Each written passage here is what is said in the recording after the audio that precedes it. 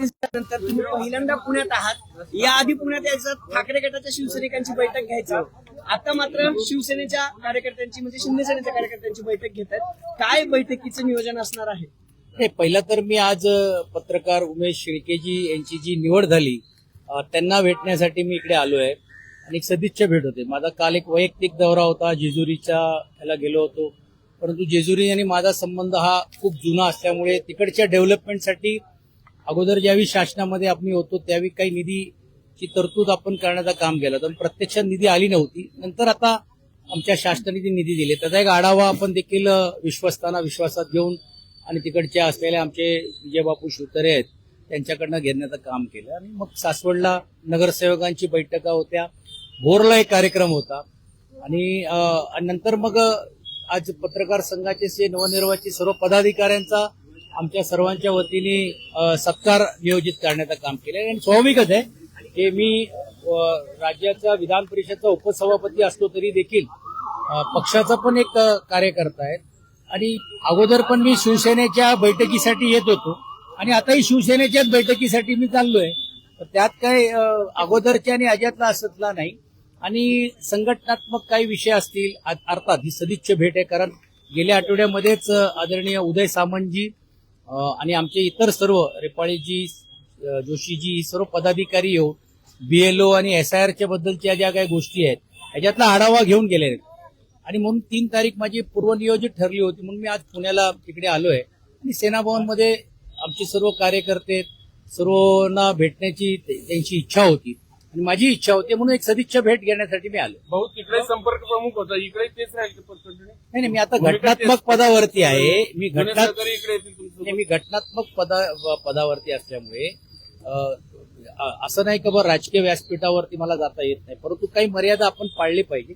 परंतु आता मी पक्षाचा एक प्रतिनिधी आणि पहिल्यांदा पुण्यामध्ये आलो तर स्वाभाविकच आहे सेनाभवनमध्ये जाणं हे माझं एक कर्तव्य आणि त्या लोकांची इच्छा आहे की माझी स्वागत करण्यासाठी. पण एक गोष्ट नक्की आहे संघटनात्मक ज्यावेळी पक्ष वाढवण्यासाठी आपल्याला जर काय करायचं असेल तर ते करू. आणि त्याची सुरुवात माहितीसाठी सांगतो की बारामती जिल्ह्याच्या जिल्हा प्रमुख राजेंद्र काळे, इंदापूरचे तालुका प्रमुख आणि बाकीच्याही सर्व लोकांनी आदरणीय एकनाथ शिंदेजींच्या उपस्थितीमध्ये ठाण्यामध्ये ऑलरेडी या अगोदर प्रवेश घेतलेलेच आहेत. पण परत एकदा मला सांगायचं की मी काय पक्ष फोडून इकडे ताकद वाढवण्यासाठी आलो नाहीये. आपल्या आहे ती ताकद अजून कशा प्रकारे वाढता येईल आणि कामाच्या माध्यमातून. कारण आज काय झालेलं आहे, दुर्दैवाने आज पुणे महानगरपालिकेमध्ये एकही नगरसेवक आमचा नाहीये. आज नाना बंगिरे आज शहर प्रमुख आहेत, म्हणजे त्यांच्या नेतृत्वाखाली ही निवडणूक आम्ही लढवली. ती कशी लढली गेली, काय गेली, आमच्या मित्र पक्षांनी त्यावेळी किती साथ द्यायची होती, नाही दिली होती तेही तुम्हाला सर्वांना माहित आहे. पण मी त्यात जात नाही.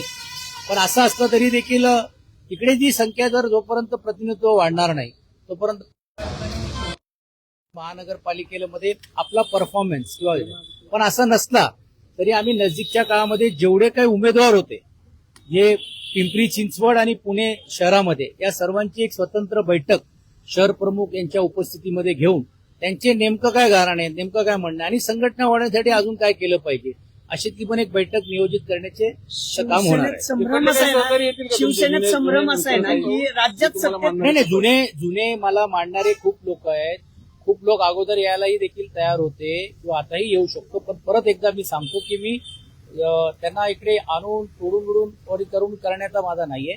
ज्याला स्वतःहून असं वाटलं किंवा मी जो निर्णय घेतलेला आहे त्या निर्णयाबरोबर करत असताना ते विकास कामासाठी किंवा त्यांचे काय इच्छा असतील ते आले तर स्वाभाविकच आहे त्यांना मी भेटण्याचं काम करण्यात येईल. पण या व्यतिरिक्त पण मी एका घटनात्मक पदावरती एक व्यक्ती म्हणून घेऊन माझ्याकडे जर कोणी आला तरी देखील तो आमच्या पक्षाचा आहे किंवा इतर पक्षाचा आहे हे न बघता त्याचे प्रश्न या अगोदर पण मी सोडत होतो आणि आताही देखील सोडवण्याचं काम केलं. शहरातल्या शिवसेनेत संभ्रम असा आहे ना भाऊ, राज्यात सत्तेत असलेली शिवसेना पुण्यात विरोधक म्हणून काम करते. 2 दिवसापूर्वी आंदोलनं झाली, त्याआधी अनेक आक्रमक आंदोलन झाली. सूर सापडत नाहीये पुण्यातल्या शिवसेनेला असं वाटते तुम्हाला? नाही, मला असं वाटते की ही काय फक्त पुणे महानगरपालिका पुरता मर्यादित नाहीये.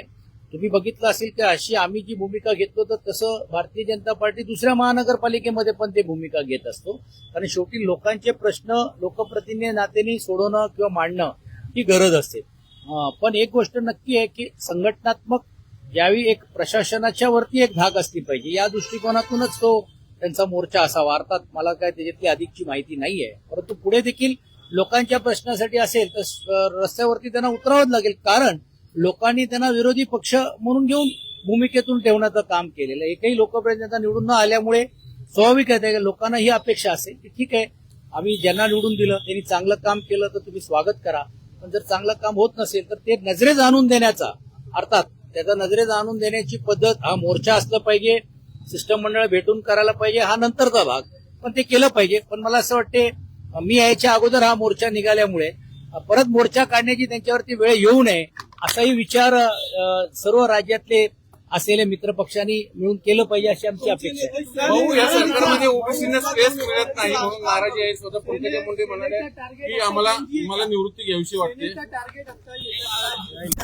नाही, हे अगोदरच तरुणांना जे, आणि विशेषतः तुम्ही बघितलं असेल की पुणे शहरामध्ये पण नुकताच काही बदल करण्याचं काम केलेलं आहे. बागुलींना एक जबाबदारी दिलेली आहे, कारण या अगोदरचे जे युवा सेनेमध्ये काम करणार होते त्यांना आता फादर बॉडीमध्ये कुठेतरी आपल्याला ऍडजस्ट करायला पाहिजे. तर हे जे बदल आपण यासाठीच करतोय की या सर्व विषयावरती पक्ष संघटना म्हणून कोणीतरी आवाज उठवला पाहिजे, कोणीतरी बोललं पाहिजे. आणि ही घटना देशव्यापी ज्यावेळी घडते असे स्थानिक स्तरावरती पण देखील आपला कोणीतरी पक्षाचं प्रतिनिधी असलं पाहिजे. म्हणून नक्कीच ओबीसीला न्याय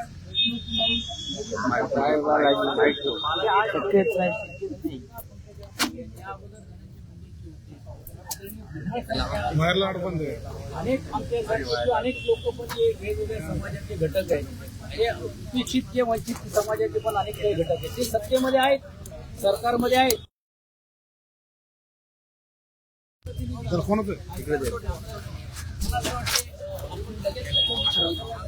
सर, मुख्यमंत्र्यांनी मुख्यमंत्र्यांना एक पत्र लिहिले की राज्यातल्या ज्या महिला लोकप्रतिनिधी आहेत त्यांच्या बऱ्याचशा ऑडिओ क्लिप आहेत ज्या व्हायरल होत आहेत त्या विरोधात पोलीस कारवाई होईलच, पण या सगळ्याचा सीआयडी तपास व्हावा अशी मागणी नीलम गोऱ्हेंनी मुख्यमंत्र्यांना पत्र लिहित केले. अनेक महिला आमदारांचे ऑडिओ क्लिप व्हायरल झाल्याचा आरोप केलाय.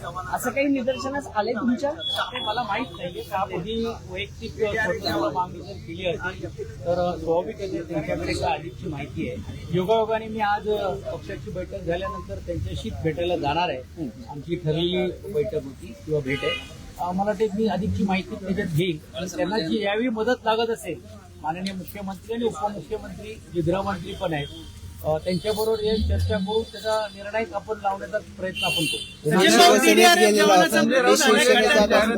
शहापूरमध्ये मृत्यू झालाय, शहापूरमध्ये खड्ड्यात पडून मृत्यू झालाय. हे दुर्दैवी आहे. आज नाशिकमध्ये जी घटना घडते तेच जर आज कुठेतरी होत असेल तर मला असं वाटते की जबाबदारी ही स्थानिक प्रशासनाची आहे आणि स्वाभाविक आहे की अंकुश ठेवण्याचं काम शासन म्हणून घेऊन तिकडचे जे जिल्हाधिकारी असतील किंवा महानगरपालिका आयुक्त करतील. पण मला वाटते ते शासनाच्या स्तरावर कसं चाललंय. राऊत साहेब म्हणतात की मोदी साहेब आणि अमित शहा हरवलेले आहेत अशी आम्ही जाहिरात देणार आहोत. मी आता घटनात्मक पदावर असल्यामुळे राऊत साहेब काय बोलतायत त्याच्यासाठी आमचे पक्षाचे प्रवक्ते आणि इतर लोक त्याला उत्तर देतील.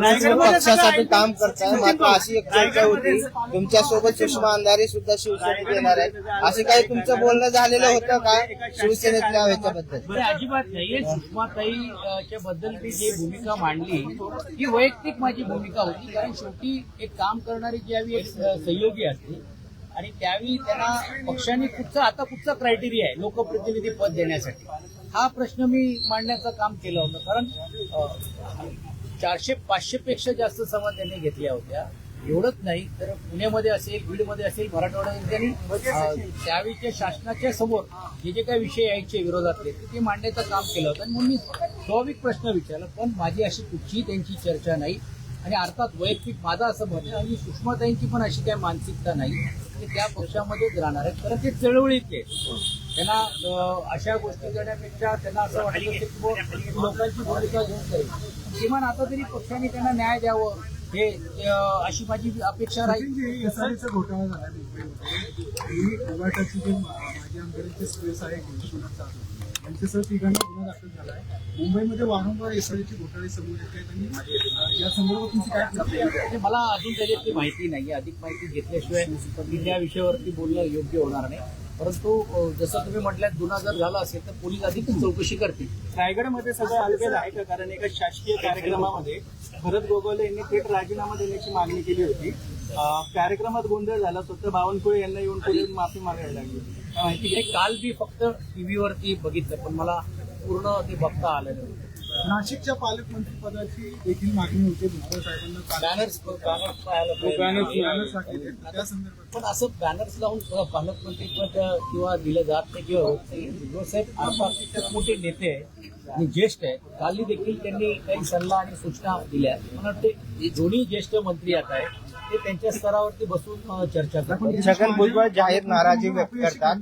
नाशिकची अशी परिस्थिती यापूर्वी कधीही झाली नाही असं ते म्हणाले. नाही, तेच म्हणताय की अजिबात तसं म्हणता येणार नाही. पण जसं मी अगोदरच सांगितलं तर ही जबाबदारी प्रशासनाची, अर्थात प्रशासनावरती अंकुश ठेवण्याचं काम हे त्या जिल्हाधिकारी महानगरपालिका आयुक्ताचे होते. अहिर साहेब, नीटच्या पेपर फुटीनंतर राज्यात ना 3 पेपर सलग फुटले, म्हणजे टीईटीचा तर सगळा घोटाळा झाला. या सगळ्या प्रकरणी तुम्ही कोणाचे फिंगरप्रिंट वगैरे घेणार आहात का? दोषी आरोपी जे आहेत त्यांचे? हा काय विषय माझ्याशी संबंधित नाहीये. ते गृह विभाग त्याच्याबद्दलचं उत्तर देतो. ठाकरेंसोबत असताना तुम्ही प्रखर टीका केलेली आहे भाजपवर, मी शिंदेच्या सेनेवर. आता तुम्ही शिंदेच्या सेनेमध्ये गेलेला आहात, काय जुळून घेताय का आता की कसं? जुळून नाही, अजिबात नाही. उलटा आता माझी तर भूमिका अशी आहे की मी आता सभागृहामध्ये उपसभापती पद आहे. जिकडे मला असं वाटलं योग्य असेल तर मी शासनाचा निश्चित कौतुक करेल. जिकडे मला असं वाटते की बाबा काही गोष्टी आपण सूचना देऊ शकतो, तर मला वाटतं ती जी भूमिका मी रस्त्यावर उतरून मांडत होतो. आता सभागृहाचा उपसभापती या नात्याने सरकारला सल्ला देणे किंवा सरकारला विनंती करणे किंवा सरकारकडनं करून घेणे याच्यामधला फरक तुम्हाला जाणवत असेल. आणि म्हणून तुम्ही बघता की आल्या अनेक काही विषयाला चालना मिळते. मी स्वतः ज्यावेळी कार्यालयात बसतो 8-8, 12-12 तास लोक येत आहेत. यातूनच हे स्पष्ट होते की लोकांचे जे प्रश्न जे प्रलंबित होते, जे आता शासना स्तरावरती आणले पाहिजे होते, ते आणण्याचं काम मी करतो. तुम्ही जेव्हा गद्दार म्हटलं गेलं, पण तुम्हाला गेला तेव्हा अनेक कार्यकर्ते, तुम्ही जेव्हा शिवसेनेत गेला त्यावेळेस अनेक सामान्य कार्यकर्ते सुद्धा म्हणाले की सचिन भाऊ सारखा नेता गेलेला आहे. हळूहळू अनेकांनी व्यक्त केली. त्या सर्वांशी तुमचं काही बोलणं झालं? कोणाबरोबर? सगळ्या कार्यकर्त्यांसोबत. नाही, बघा, मी ज्या बरोबर संघटनेमध्ये काम करत असताना मी कुटुंब म्हणून घेऊनच त्या सर्वांबरोबर वागलो आणि जीवातले संबंध आहेत. तर अनेकांचे संबंध माझे कालही होते, आजही होते. आणि ते फक्त मी आता ज्या पक्षातून आलो म्हणून त्यांच्याबरोबर नाही. म्हणजे आता ह्याच्यानंतर मला अंकुशराव काकडे भेटायला येणार आहेत. त्यानंतर अजून काँग्रेसचे काही मित्र जे ते येणार आहेत व्यक्ती म्हणून घेऊन. तर मला असं वाटत नाही की ते संबंध निवड फक्त पक्षापुरताच असतात. अर्थात एक राजकीय भूमिका आपण ज्यावेळी घेत असतो, पण राजकीय भूमिकेच्या व्यतिरिक्त राजकीयच्या पलीकडे जाऊन वैयक्तिक संबंध पण ज्यावेळी एक नाता होतो, तो नाता कोणी पक्षात तोडू शकत नाही. ते नाते पुढच्या काळामध्ये पण राहतील. पक्षांतर करताना हेच संबंध का तुम्हाला कामी आले? कारण इतरांना करताना शिक्के लागले, प्रकट टीका झाली. तुम्ही सिद्धांत करताना तेवढं आम्हाला दिसलं नाही. काय रहस्य काय? ते असं काहीच नाही. म्हणजे ज्यावेळी मी एकच वाक्य बोललो होतो की आपण ज्यावेळी येतो त्यावेळी आपण लायक असतो आणि जातो त्यावेळी नालायक असतो, अशी भूमिका काही कोणी घेता कामा नये. आणि मी परत एकदा सांगतो की 2024ला पण मला ही संधी होती, महानगरपालिकेला पण ही संधी होती.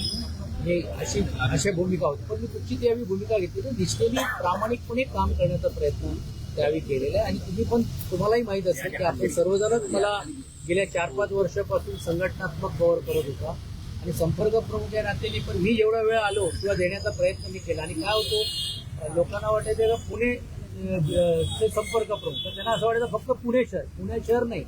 मी संपर्क प्रमुख होतो 21 विधानसभेचा. आणि 21 विधानसभेमध्ये आम्ही अवघ्या 2 सीट घेतलेत, एक मोकाटेंची आणि एक ग्रामीणमध्ये.